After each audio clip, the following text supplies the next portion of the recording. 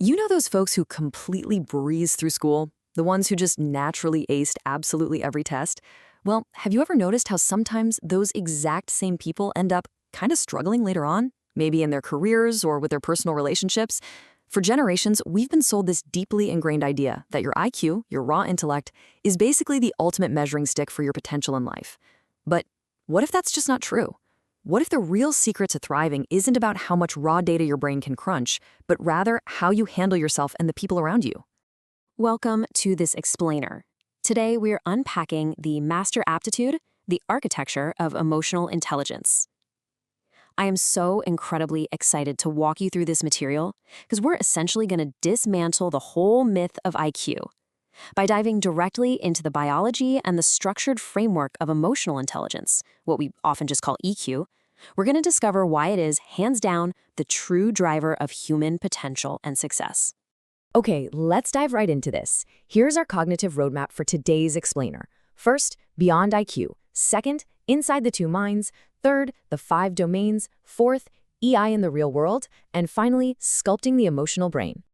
Let's kick things off with our first section, Beyond IQ, the true differentiator.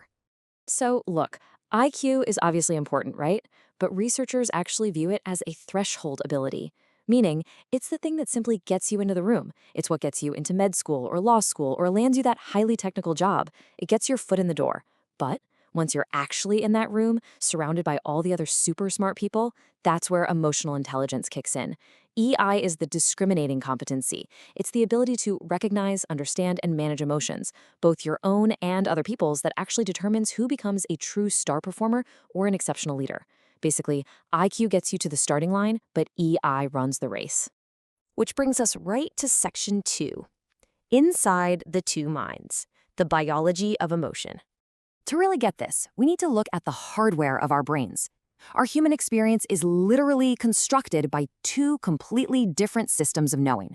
First, you've got the rational mind, which lives up in the neocortex. This is your thinking brain.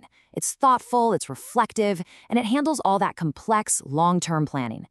Second, we have the emotional mind. This one centers around a tiny almond-shaped structure called the amygdala. Now, this mind is impulsive, it's incredibly powerful, and it is lightning fast. Most of the time, these two systems operate in total harmony. But when they don't, well, things get pretty fascinating. And that brings us to a wild concept, emotional hijacking. Because the amygdala acts like an emotional sentinel, it can literally become a neural tripwire. It reacts instantaneously to a perceived threat way before your logical, slow-moving neocortex even has a chance to figure out what's going on. Think about it. Have you ever just snapped at someone in a split second of panic or anger, only to think a minute later, whoa, why did I just do that? Yeah, that was an emotional hijacking. Your powerful emotional mind literally bypassed your rational mind.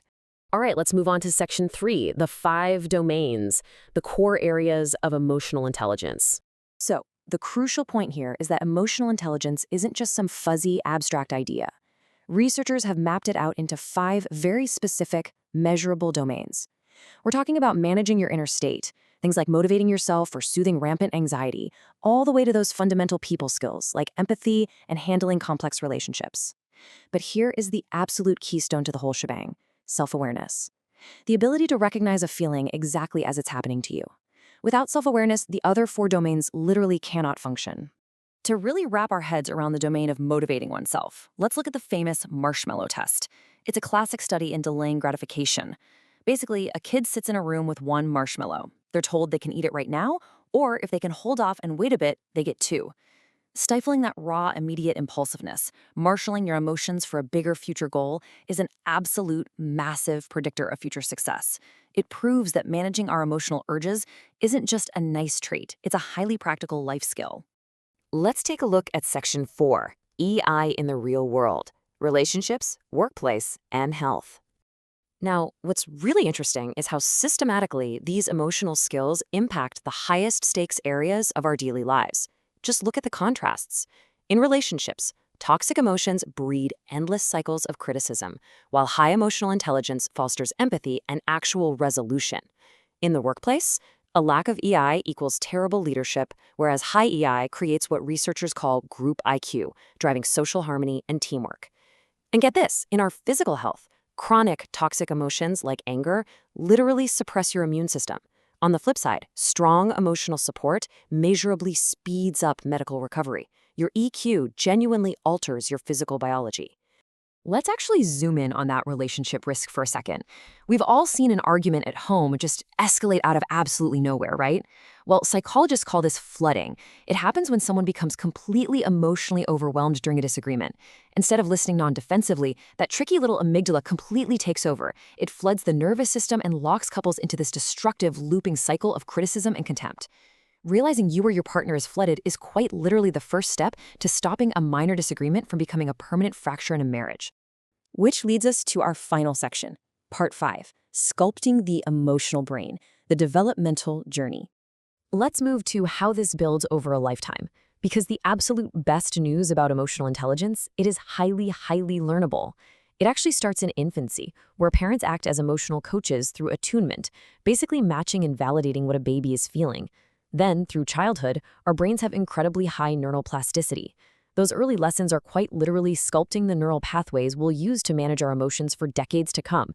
And by the time kids hit school age, they can actually jump into structured educational programs to hone these exact skills. When kids participate in social and emotional learning, or SEL programs like the self-science curriculum, the results are honestly mind-blowing. And we aren't just talking about making kids feel a little happier. The data shows that teaching these emotional skills directly results in improved academic performance, dramatically reduced violence, and significantly lower risks for both depression and drug abuse. These aren't just cute, soft skills. They are absolutely fundamental life skills that protect and elevate our children. All of this brings us full circle to an incredibly powerful quote from our source material. Emotional intelligence is a master aptitude because it determines how well we can use our other mental capacities, including raw intellect. That right there is the whole puzzle. Your EI is basically the operating system for your brain. You can literally have the most powerful hardware on the planet, the highest raw IQ imaginable.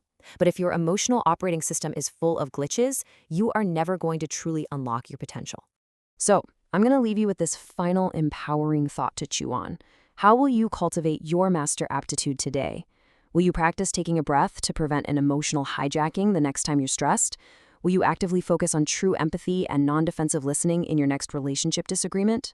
The choice is entirely yours, and the blueprint is right here. Thanks so much for joining me for this explainer, and remember to always keep learning.